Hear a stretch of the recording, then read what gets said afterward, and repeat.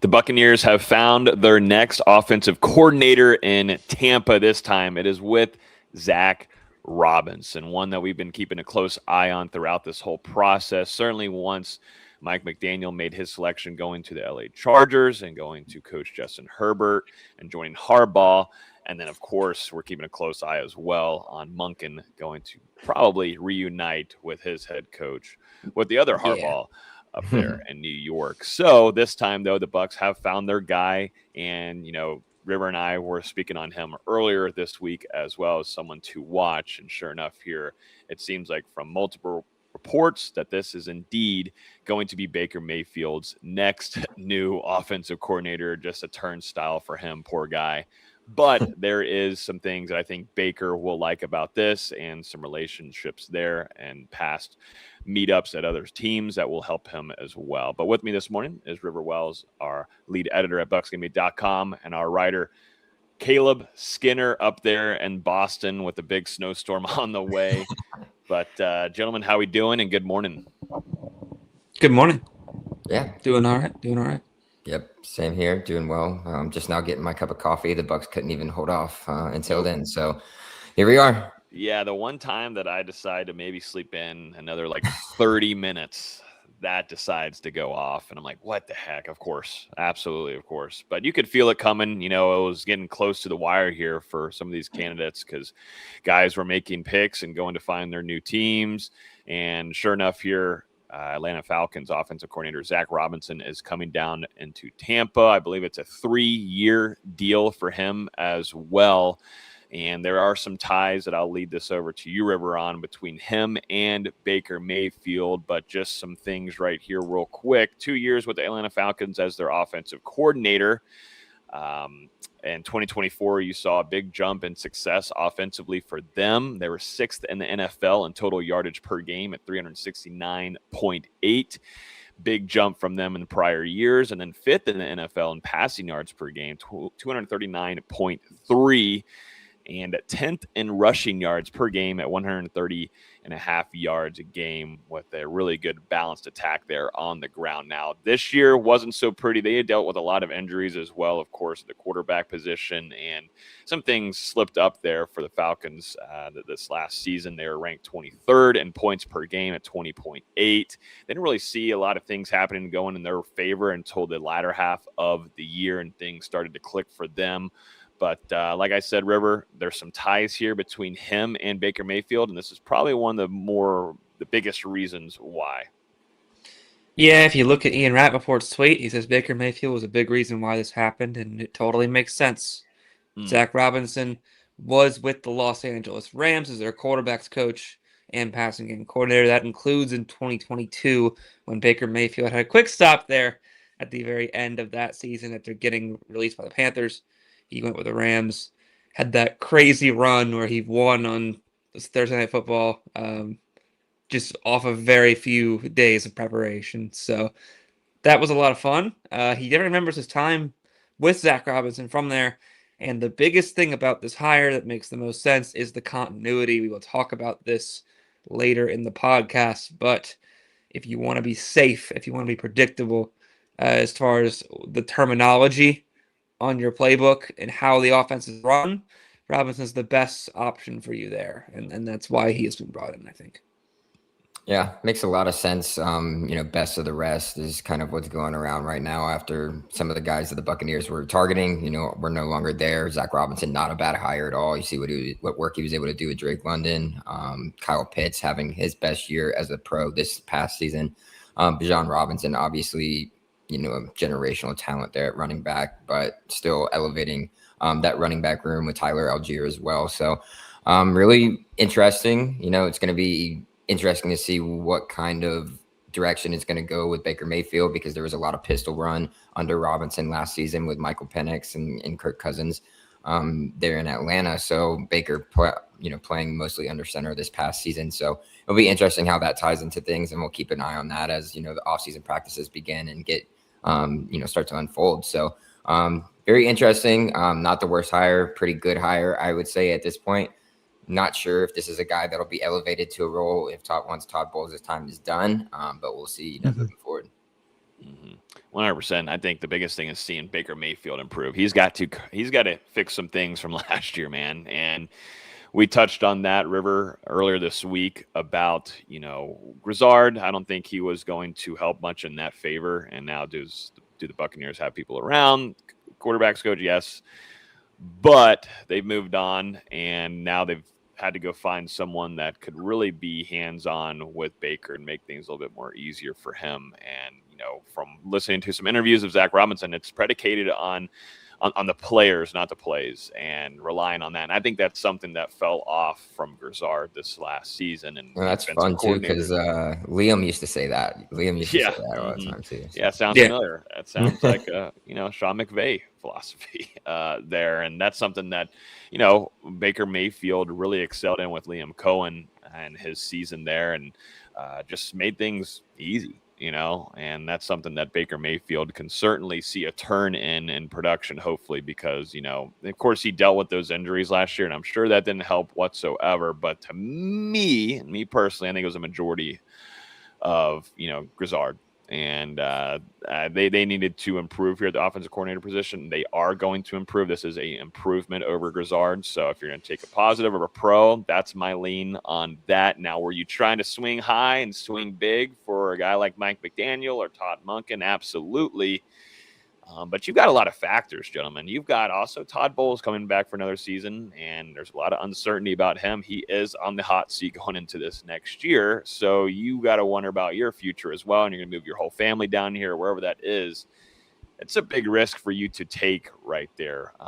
Now, the positives is that you have a lot of talent on that offensive side of the ball that you can work with. 2 solidified, really good tackles. You feel strongly about your inside as well when fully healthy. If Graham Barton can get out of that sophomore slump, and then you know what you've got at the wide receiver position, what you got with Bucky Irving. You like a little bit better play at tight end, but other than that, you can work with that in the draft or free agency. But that's kind of the factors that a lot of these offense coordinator candidates had to think of before coming in, and that's why I think McDaniel was like, hey, let's just go back home, go to California, and let's go coach Justin Herbert, which Justin Herbert there's just such a fascination with him. I don't fully understand yet, but who knows? Maybe Mike McDaniel. He's an athletic freak. That's the fascination. He's a freak of nature, man. But what's some of y'all's pros and cons? Just kind of early thought on this hire.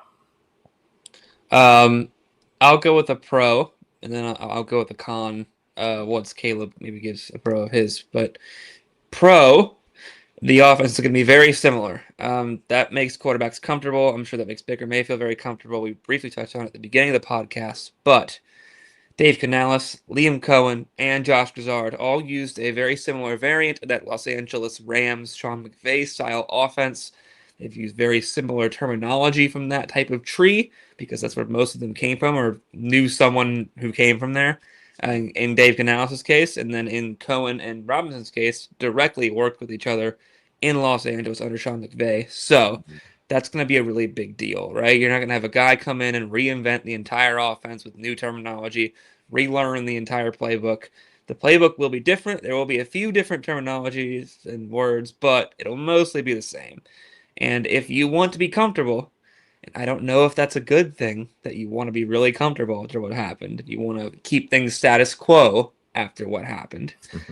If you want that, Robinson is the best option to do that. He will be plug and play here at the Bucs offense. They're going to pick up on what he's putting down very quickly, very easily, more so than any other candidate available probably. Maybe aside from like a Nate Scheelhaas or something. But that would be a similar sort of vibe. So I think he's immediately able to walk in, get ready, and everyone's going to be on a similar page right from the start.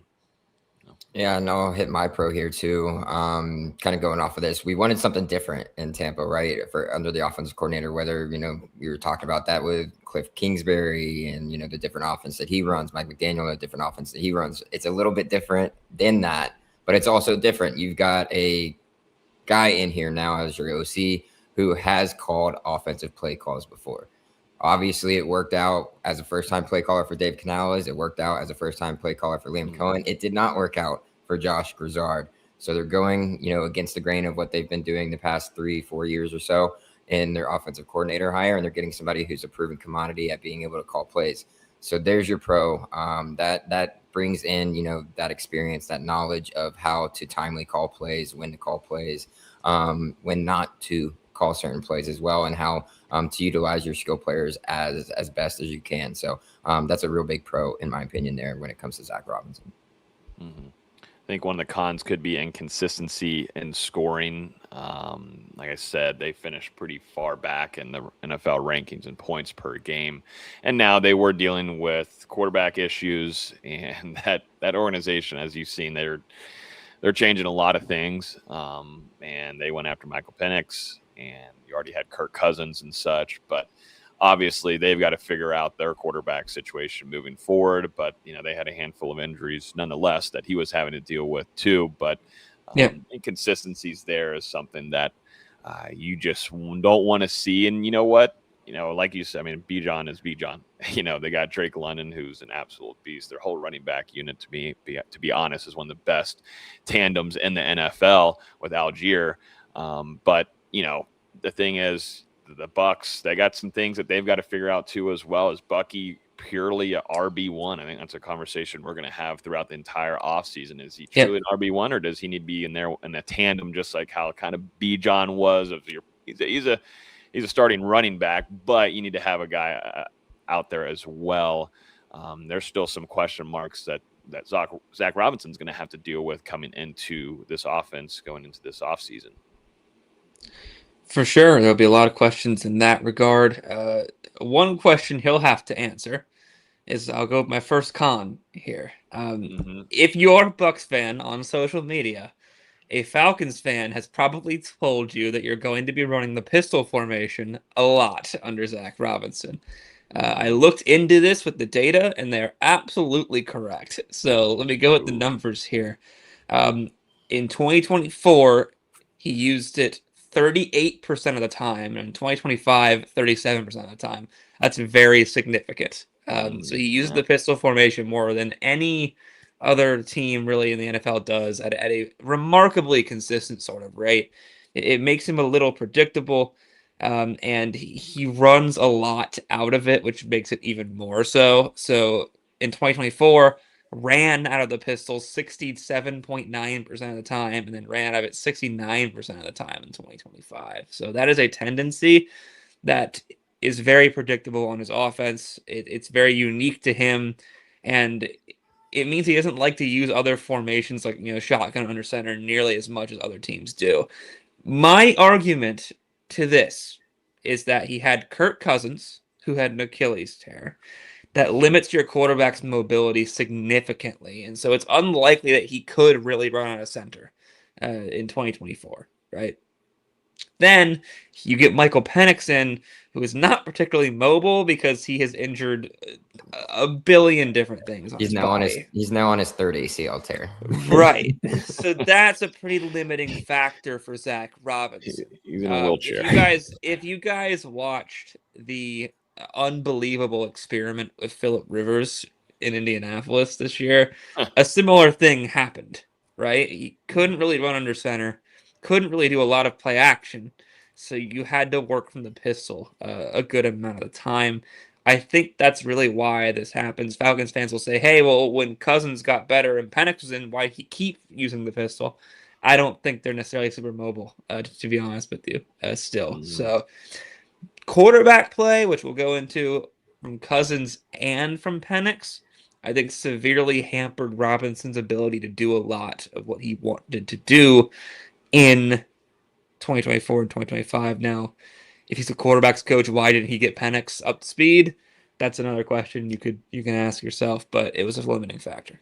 There's a question here on YouTube, or a comment, I should say. He says, hoping Zach can settle Baker and get the team the balance that they need. Use the tight ends, but enhance that room as well. And I think by enhancing, you're talking about going into the draft or whatever you need to do in free agency. And I fully agree there. I don't think as a defensive coordinator, you're too threatened by Cade Otton. But you know what? I'll be honest too. Having a offensive coordinator, a better one that with a lot more of experience as well, can probably improve this room certainly. Yep. And that's where I thought that it was not much of a factor with Josh Grizzard, and that was his first year calling plays at the NFL level. So that was a risk that you were going to take, and that risk hurts you because you just had no threat there at tight end. But I do think though they should look into the draft and go after someone that can come in and compete with Cade Otton. Kyle Pitts is a free agent, so there you go. Just throwing that out there. Hey, Go Gator. Algier. Could Algier be one as well? Is he a free agent? Yes. Yes. The thing that's interesting about Algier, I think Algier is fantastic. Yeah. The Bucs are going to need like a more powerful supplementary back, I think, to Bucky Irving. I don't know if Tyler Algier would serve that role necessarily, but we will see kind of where Zack Robinson wants his personnel. If you get an offensive coordinator, he's going to want his other guys that he liked. Logan knows a lot about this since Jonnu Smith keeps following Arthur Smith everywhere that he goes. But we'll see what happens there. It'll be interesting to see what type of running back personnel they kind of want to bring in to help supplement that run game. I mean, I think both those two guys from Atlanta are definitely in play, for Tampa Bay. I know Kyle Pitts had his best season there in Atlanta under Zack Robinson this past season. We obviously know what he can do when he's given free space to roam on a defense here in Tampa Bay. So, I mean, what Robinson also is going to need, he's going to need a tight end that can block too. So like we saw, at moments this year with Cade, where he would try and chip and he would just completely miss a guy on the edge and it would just blow up the play completely. And so, I don't know if Kyle Pitts necessarily brings that, but he's definitely, one of those pass catching tight ends that can make some really big plays over the middle for you, down the seam, whatever it may be. So interesting there. You might be able to get him at a reasonable deal. We'll see with what, kind of contract year he's coming off of. But Algier is probably more so of the one that you could say that Tampa could really look towards here, because he is kind of that split between kind of a Rashad White and Sean Tucker type of player.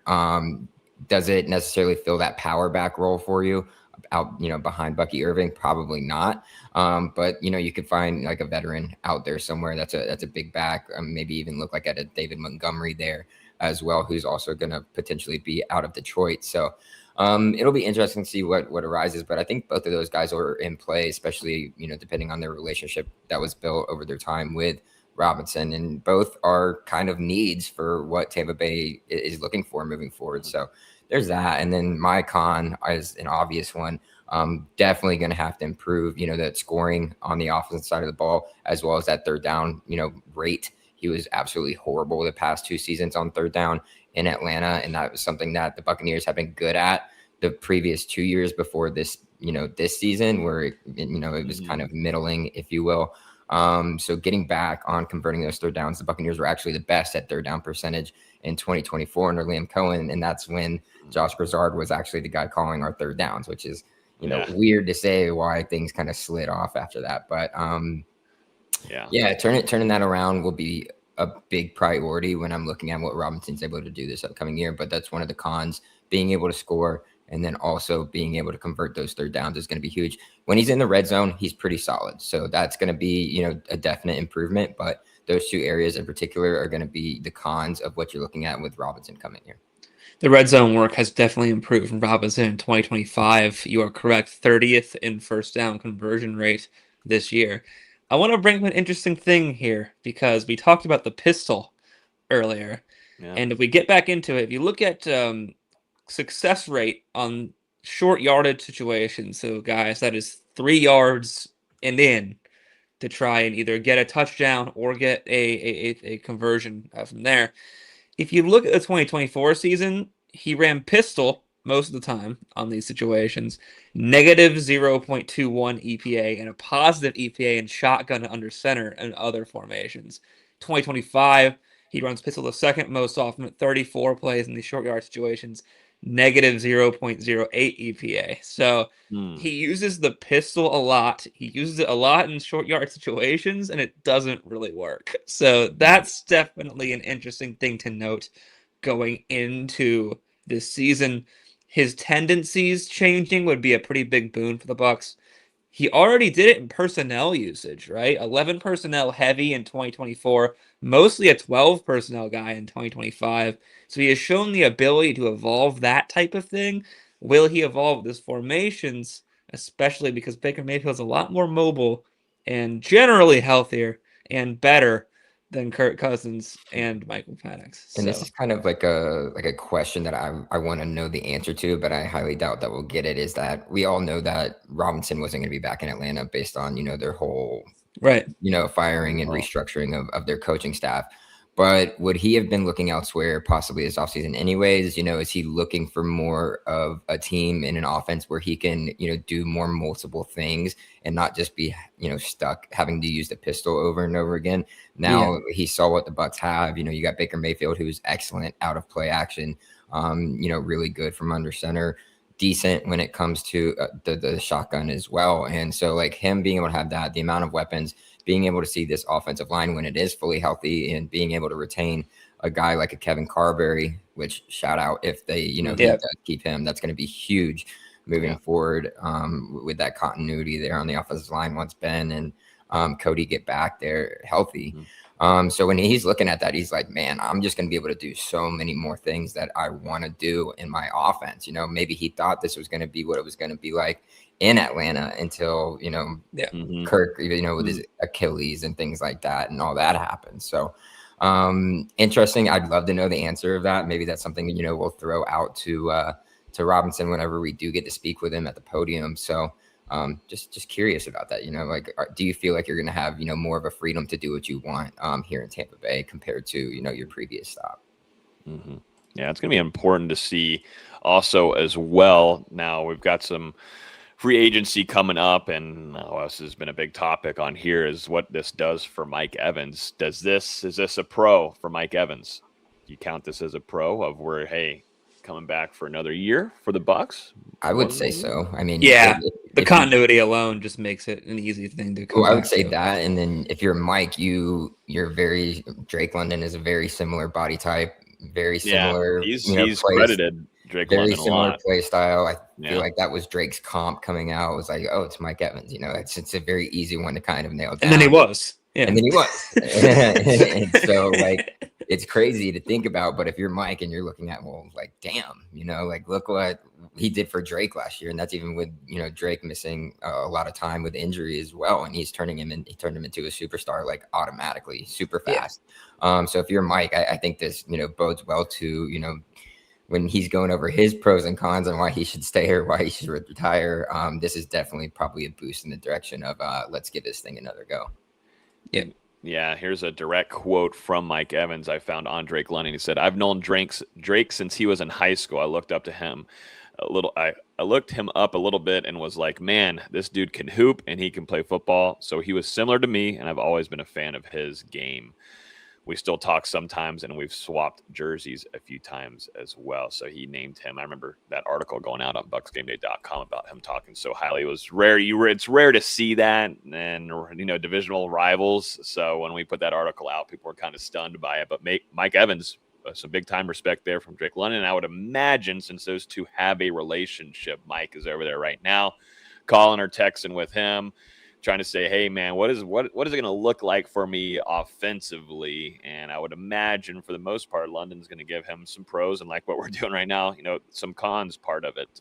But I think overall, though, gives you some optimistic feelings that you'll see Mike Evans next year, gentlemen, in my opinion. I do. I agree. There. That's a good news. Now, there are some other guys that, we were talking about Cade Otton as well, heading into free agency. You sure Rachaad White's not going to come back? Is he already in Washington right now? Does anybody know yet if he's already got a jersey, uniform? He's probably packing up his wall that he has behind his podcast. To be honest with you, as far as being an appealing free agent to other teams, I don't think he's done himself many favors by this weird goodbye tour from Tampa Bay. So, I mean, that'll be something to watch for sure. But yeah, I think he's gone. I think he probably deserves to be in a good way. I mean, I think he can probably make some money that the Bucs wouldn't be willing to pay him, and he can kind of showcase his skills in a different system. I think that would be good for him. I think that's what's going to happen. I think the Bucs need a definitive third down power back is what my thing has been. Their power back was Sean Tucker, who is not a power back. He's a speed back. So that sort of New Orleans Saints thing you guys saw where he just ran into the line kind of 4 times, that's what you're going to get with a guy like him. You need a guy who can just get that. And the Bucs don't have a complimentary power back to Bucky Irving. Kind of like the Saints did with Alvin Kamara. Alvin Kamara was never a 1,000-yard rusher in his entire career, right? Still a lethal, excellent player. I think you need that type of dynamic with, like, Ingram and Kamara, that sort of thing, or a Sonic and Knuckles situation where you have Dave Montgomery and Jahmyr Gibbs. I think that's the dynamic you need to bring to Tampa Bay with a reliable short yardage back that they haven't really had before. It's not Bucky Irving. It's not Rachaad White, and it's not Sean Tucker. So we'll see if Tucker or White come back. But if they don't, I think you really need to get a power guy in there that can clean up those short yard situations. You think I was just looking at some NFL draft picks from the last 2 seasons, and really the biggest offensive one is there with Michael Penix in 2024. They grabbed a running back in 6th round in 2024 and then went practically all defense until they grabbed Jack Nelson from Wisconsin in the 7th round of the 2025 NFL draft. But I will tell you, I mean, shoot, can maybe Zack Robinson say, hey, my guys over there at the Falcons, we grabbed some edge rushers. Maybe we should do that. Maybe Todd, maybe Jason, we go grab some edge rushers like a Jalen Walker or maybe a James Pierce. That might be a good idea. Maybe he'll talk them into doing that since now he's going to be on staff, because that's something the Bucs have to do big time this offseason. They got to do a better job there. But that's another conversation for another day. Any last thoughts here, gentlemen, on this pickup for the Buccaneers having their new offensive coordinator with Zack Robinson coming in? I think there's really good ties here. The biggest thing for me was, having a quarterbacks coach that can develop. And I think that's something that Baker Mayfield needs to have on a yearly basis. And I think he'll tell you that as well, too. He wants to have someone that is continuing to coach him and improve his play. And that completely went stagnant last year. And I get the quarterback. That's the most important position on a team, and specifically, of course, your offense. But to see him improve, that just overall is going to help you a whole ton. Yeah. I didn't know if we wanted to touch on this at all, but with the Zack Robinson hiring as OC, he's going to be bringing along 2 coaches, according to Ian Rappaport, with senior offensive assistant Ken Zampese, as well as passing game coordinator TJ Yates. Not sure your feelings on either of those guys. I don't know a whole lot about Zampese, but I know TJ Yates hasn't been the most thought of passing game coordinator or QB's coach in the past. But just curious to see your guys' thoughts on that. And I'm sure other, folks out there are wondering that as well. Yeah, he brings these guys over from Atlanta. So, if you want similar production in that regard, that's probably what's going to happen. And we will see how it goes. I think Robinson's brain trust is kind of the center of the formation usage and all that, as any offensive coordinator is. But any OC will want his assistants. And so guys like Zampese and Yates will come over with him, work with the Falcons, work with Robinson, very comfortable there, plug and play.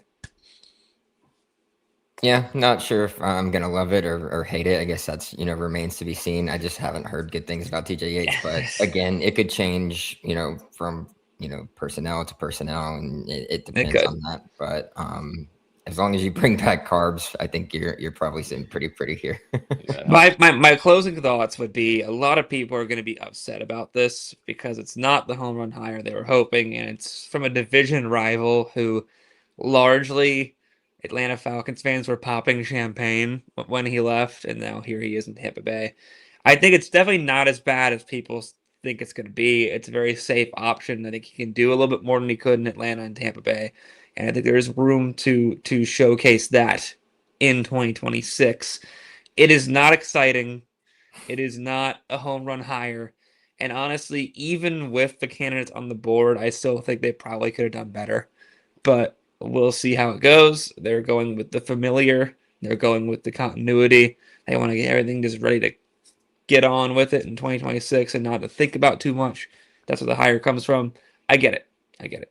Yeah, parting thoughts from me too is, yeah, this isn't the thrilling, hire as River mentioned. It's not necessarily who Bucs fans wanted. But when we hired Dave Canales, when we hired Liam Cohen, it wasn't, the big move. It wasn't the home run hit move. They just happened to, turn out to be that after they were in here in Tampa, and then went on to, be, excellent head coaches at their respective places. Year two, Dave got his guys to the playoffs, won the NFC South year one. Liam, won the South and the AFC, went to the playoffs. Unfortunately they lost, but a lot of strong promise from there. So Yep. hopefully that's the same with Zach. He comes from that same tree in the same time frame window that all those guys were there. And then if it doesn't work out, it doesn't work out. And then I guess that's kind of like how I'm looking at it too, is like, if this doesn't work out with Todd and with Zack Robinson, then probably both guys will be gone and you're just going to completely start from scratch at this point.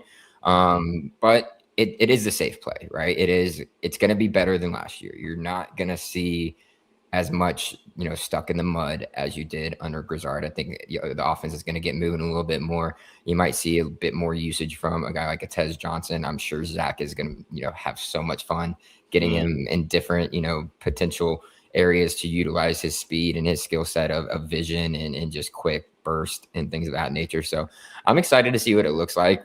We've got a ways till we start seeing them on the field and in practice, but I'm sure he's going to have everything ready to go. I'm just ready to see it. Now that this has happened, everybody just wants to see it. And once you start seeing it, you're going to start to put, puzzle pieces together. We thought Grizzard was going to be able to be pretty solid this year, but there's also that little inkling like, there's something here that doesn't feel right about it. So we'll see once they start taking the field, but overall, not a bad hire, not the greatest hire. Obviously, I don't know what their thoughts were on Nate Shieldhouse on that, because obviously he's still coaching in the playoffs. Didn't even think about interviewing him at all for a second time, which many had thought would be the case. But he is also getting head coaching interviews and stuff like that. So maybe their thought process is like, maybe he's going to get one of those head coaching jobs. So who knows? We'll see how it goes this season, and then you can re-examine afterwards. But I think it's going to be solid for the Bucs. It's not going to take them to levels that you saw in 2024. If they do, great. But I don't think it's going to be as horrible as it was last year, which should show signs that, hey, the Buccaneers should have a shot at winning the NFC South next year after 1 year off. Yep. There's a question here, and we'll finish it off with Gary on Facebook saying, do you think Sadiq, the tight end, is a good pick to upgrade the position? So he's talking about Kenyon from Oregon, who had a fantastic year for them, who's already declared for the 2026 NFL draft. He had 51 receptions, 560 receiving yards, and 8 touchdowns. He averaged about 11 yards per catch, but just a fantastic season from him. And as we were talking about tight ends, he won the Big Ten Tight End of the Year award and first team All Big Ten, and just had a lot of big games this year, including one against Rutgers where he had 2 touchdowns as well. He's had a really high grade on PFF as well. Just a really strong and going to have some high potential in the league at tight end. And now the Bucs are going to wonder here, could this be someone on their board? It's so hard to predict sometimes with Jason Light and such. But this will be the first tight end picked up off the board. But there are a lot of more, I would say, necessities that this team needs, specifically on defense, right, gentlemen? Tight end's a really tough position to sell in the first round of a draft. There's a lot of more valuable positions there, so I'm not really a fan of doing that. And to be fair, I mean, guys like Brock Bowers and have worked out there, right? And the Colts picked up one as well, but I think it's better positional value. The Bucs should probably go defense to start the draft, so that would be a big roadblock there. Sadiq would be an upgrade at tight end. I'm not as big of a Cade Otton guy as some other people are. I think Otton's probably going to leave, and if that's the case, you will need another tight end to kind of fit in there. Maybe Kyle Pitts, maybe Kenyon Sadiq. We'll see. Yeah, right there with you. I think there's other places that you need to go and take first round talent. In my opinion, yeah, you can get by with Cade if he comes back. Payne Durham obviously isn't going to do for you. Devin Culp isn't a blocking tight end. So I would look later in the draft for a tight end. It's not something you're going to reach for in the first round. And I don't necessarily think he brings that Bowers-esque, that Tyler Warren-esque type of, talent to your team that's really Right. going to be a game changer for you. So why waste a first round pick on it? And I mean, even going back to Kyle Pitts, like Kyle Pitts was a high first round draft pick, and he started so slow in his career, and like they could never really get it going until this past season for him. So sometimes it takes time for tight ends to develop in the NFL. I mean, go back to the OJ Howard pick, very similar spot where he was taken in the first round. If Sadiq was taken in the first round, clearly that ACL injury that he suffered did not help things. But he never blossomed into what he was supposed to be in Tampa either. So I wouldn't do it. I think there's better options to spend that first round pick in, and then you get one later in the draft. Well, gentlemen, we'll have a lot more to discuss, including, we'll keep an eye on maybe some Falcons players. Maybe that'll be one of the episodes that we can do a deeper dive into and see how realistic that might be. But we've got a lot of content moving forward over there at BucsGameday.com. If you're still here with us on YouTube, we appreciate you a ton for coming over here. Smack that like button down below. And if you're new, consider hitting the subscribe button as well and hit that bell right next to it, because just like this morning, we had a breaking news episode to come on here for you guys and get you guys fully covered on the Buccaneers' new offensive coordinator with Zack Robinson. We appreciate you a ton. Like we said, ton of content coming out there at BucsGameday.com from River, Caleb, and the rest of our phenomenal staff.